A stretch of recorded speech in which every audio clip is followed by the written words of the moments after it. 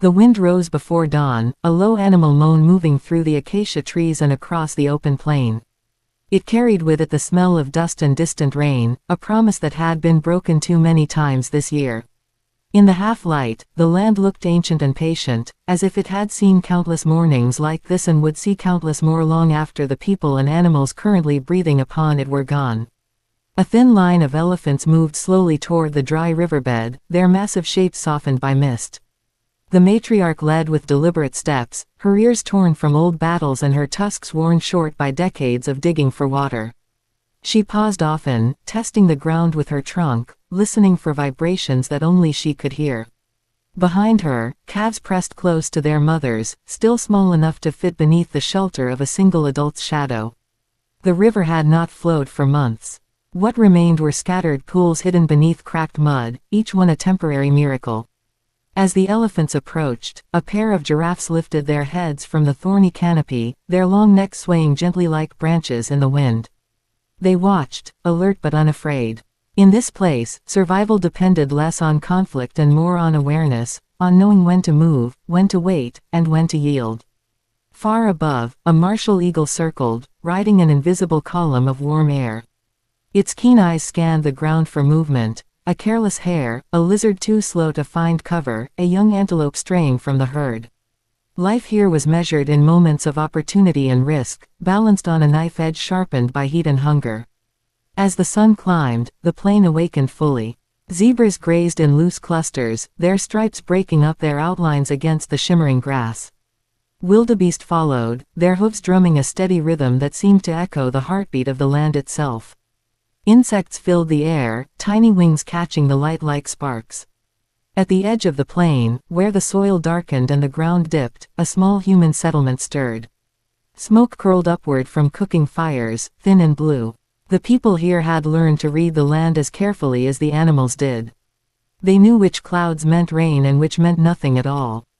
They knew how long a water hole might last, how deep to dig, how far to walk without shade before turning back. An old man stepped out of his hut and looked toward the horizon. His face was lined like the earth itself, each crease a record of seasons endured. He listened to the wind, feeling its direction against his skin. Somewhere out there, the elephants were moving, and where elephants went, water could often be found. For generations, his people had followed these signs, not chasing the animals but moving alongside them in a quiet, unspoken partnership. By midday, the heat pressed down like a physical weight. The air shimmered, blurring the edges of everything. Many animals sought shelter. Lions lay stretched beneath the sparse shade of a lone tree, their tawny bodies blending perfectly with the ground. Their bellies were full, for now. In the cooler hours of morning, they had brought down a zebra, working together with practiced precision.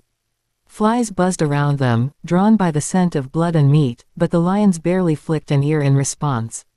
Not far away, vultures waited patiently in the branches, hunched and still. They were the cleaners of this world, misunderstood but essential. When the lions moved on, the vultures would descend, stripping the bones clean, returning nutrients to the soil.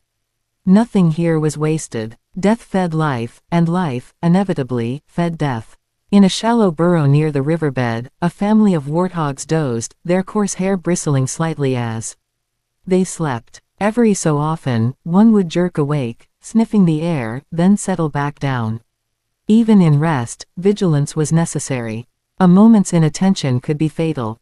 As the afternoon wore on, clouds gathered in the distance, towering and dark. Thunder rolled faintly, like a drumbeat from another world. The smell of rain grew stronger, a sharp, clean scent that lifted spirits across the plain. Animals raised their heads, ears turning toward the sound. The old man in the village smiled, just slightly. Perhaps this time, the promise would be kept. The first drops fell heavy and warm, darkening the dust. They came slowly at first, then faster, until the sky seemed to open completely. Rain hammered the ground, filling every crack and hollow. The dry riverbed transformed, trickles merging into streams, streams into a rushing flow. Frogs emerged as if from nowhere, their calls rising in a sudden chorus. Termites poured from their mounds, taking wing in great swarms, and birds dove and twisted through the air to catch them. The elephants reached the river just as it began to flow again. The matriarch rumbled softly, a deep sound felt more than heard. Calves splashed and slid, their awkward joy infectious. Water sprayed everywhere as trunks filled and emptied, as massive bodies rolled and rubbed against one another. For a while, hunger and thirst were forgotten, replaced by simple abundance.